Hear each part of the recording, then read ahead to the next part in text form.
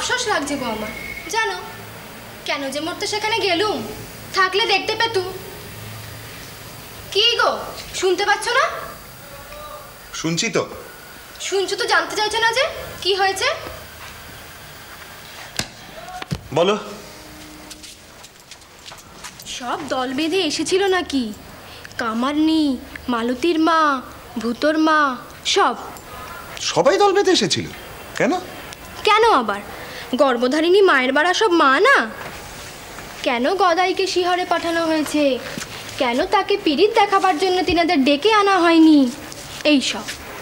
তা মা তো তেমন কথার পিঠে কথা জুড়তে পারে না, তাই চুপচাপ বসে শুনছিল।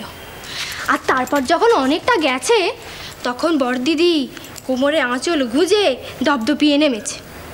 দপদপিয়ে নেমেছে মানেটা কি? দিয়েছে আলগা পীড়িতের একেবারে ভুষ্টিনাশ করে। আর সেই কথাটা না বড়দিদি পরে আমাকে ঢং করে শোনাচ্ছিল গো। দিয়েছে একেবারে ভুষ্টিনাশ করে। আর তখন কেউ পালাবার পথই খুঁজে পায়নি। ঠিকই বলেছ, বড়দিদি বরাবরই একটু এরকম স্বভাবের, ভারী যোগ রুটে।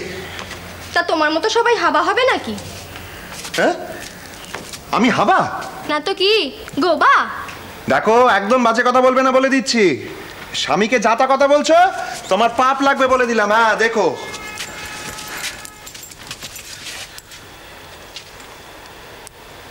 হ্যাঁ গো, দিলে তো কেটে পাপ। হ্যাঁ গো বলো না। না দিয়ে উপায় কি? পায়ে নে তো সবাইকে ঢেলে দিলে। এরপর যদি তোমার পাপ না কাটি তো আমার পায়ে গোদ হবে। আহা হা হা, কথার কি ছিরি।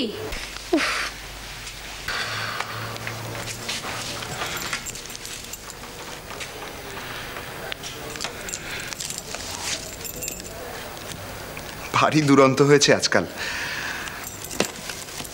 তাতে তোমার কিসে ছাই পড়েছে? আহা, তা বলছি নে, আমি বলছি তুমি তো সব লাই দাও তাই। তা দেব না? বাড়ির একটাই ছেলে, বংশের বাতি। ঠিক বলেছ, ঠিক বলেছ। বংশের বাতি। ছেলেটার কপালটা ভারী মন্দ জানো।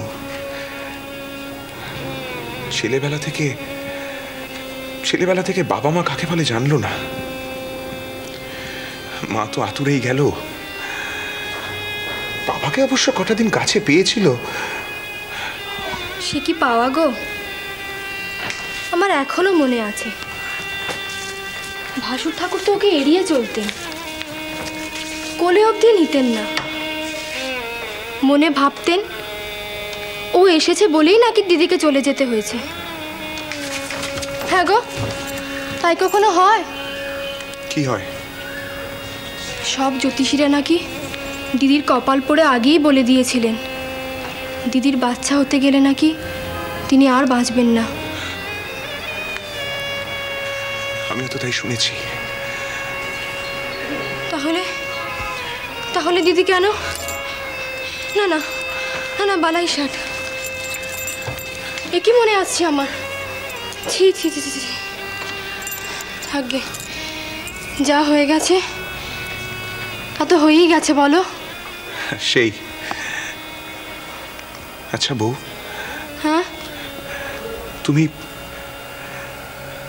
ওকে খুব ভালোবাসো তাই না?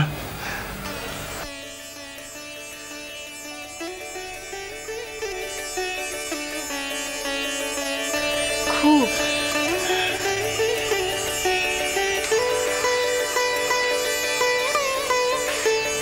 এতটুকু ছিল, ছোট্ট।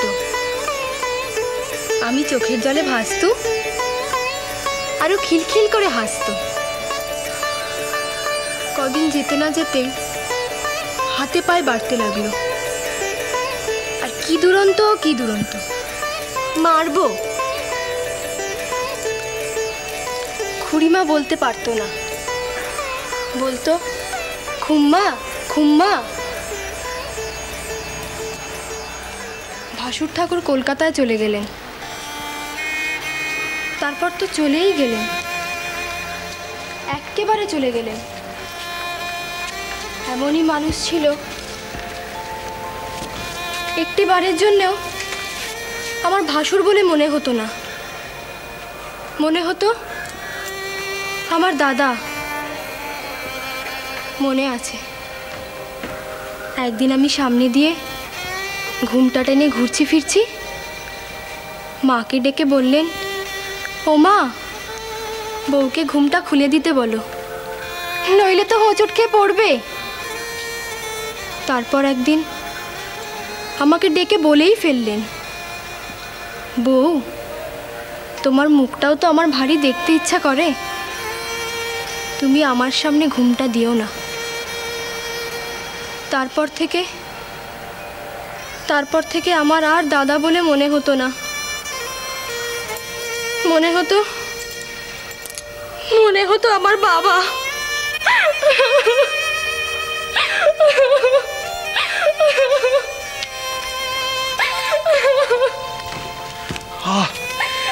বউ, এসব কি হচ্ছে বউ?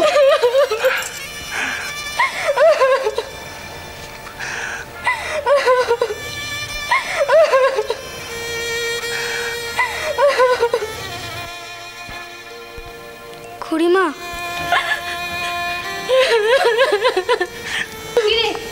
কি হয়েছে? কাঁদছিস কেন? এই, তোর গায়ে হাত তুলেছিস নাকি? তবে না, সেরকম কিছু হয়নি বর্দি। আসলে না, ওকে নিয়ে কথা বলতে বলতে বড়দাদার কথা এসে পড়েছিল, আর বড়দাদার কথা এসে পড়তেই সব পুরনো কথা কেমন। তোদেরও বলি হারি, এই রাত দুপুর বেলা যত রাজ্যের দুঃখের কারি আঁখি দিয়ে টেনে নামানো। কোথায় স্বামী স্ত্রীতে মিলে একটু পিস সোহাগের কথা বলবি, তা নয়। আর বলবি বা কি করে? ওটাকে তো সঙ্গে করে নিয়ে শুস। আর ওটাও হয়েছে তেমনি, খুঁড়িমা না হলে শুতে পারে না। আয় আমার সাথে, আয় তো, আয় চলে আয়, আমার সঙ্গে শুবি। আমি খুড়িমার সাথেই ঘুমাবো। না, ওই ঘরে চল, আমার সাথে শুবি। আয়। কেন? ও তুই বুঝবি না, আয় চলে চলে তাড়াতাড়ি চল। ওকে নিয়ে যাচ্ছ কেন? কি হয়েছে? আচ্ছা বর্দি, তুই কেন এমন? এই তুই যা তো।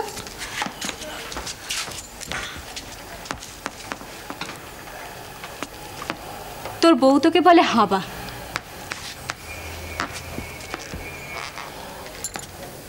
আর আমি বলি তুই অন্ধ।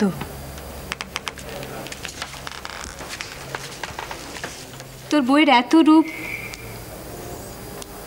তোর চোখে পড়ে না?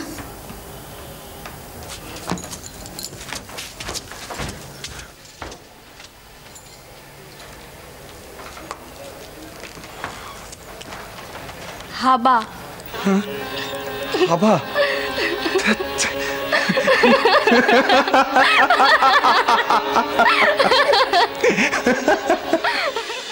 ধীরা